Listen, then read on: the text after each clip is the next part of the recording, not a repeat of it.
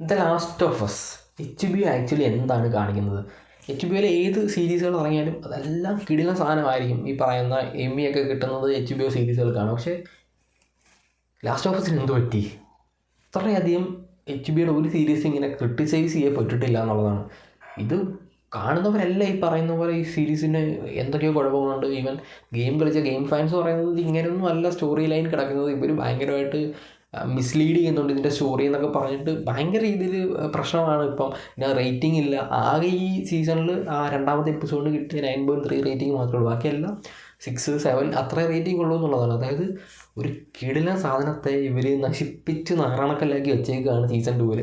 ഇനി എന്ത് സംഭവിക്കുന്നൊന്നും യാതൊരു ഐഡിയ ഇല്ല. ഇതിനി ഇവർ റെക്ടിഫൈ ചെയ്ത് നേരെ ആക്കുമ്പോൾ എന്താണ് ഉദ്ദേശിക്കുന്നത്? ഇത്രയും വലിയൊരു സാധനത്തേക്ക് ഇവർ സീസൺ 1 ഇത്രയും ഭയങ്കര നല്ല ഒപ്പീനിയൻസ് കേട്ടിട്ട് സീസൺ 2 ആയ സമയത്ത് ഇവർ ക്രൂഷ്യൽ പോയിന്റിൽ എത്തിയപ്പോഴത്തേക്ക് ഇവർ എന്തൊക്കെയോ കാട്ടിക്കൂട്ടുന്ന ഒരു സാധനമാണ്. അപ്പം അവസാനം ഇറങ്ങിയത് എപ്പിസോഡ് 6 ആണ്. അതൊരു പോർച്ച് സീനൊക്കെ ഉണ്ട്. അത് ഇങ്ങനെയല്ല ഗെയിമിനകത്ത് ഇവർ ഗെയിമിൽ നിന്നൊക്കെ ഭയങ്കര രീതിയിൽ മാറ്റങ്ങളൊക്കെ കൊണ്ടുവന്നിട്ടൊക്കെയാണ് എന്തൊക്കെയോ കാണിച്ചു വെച്ചിട്ടുണ്ട്.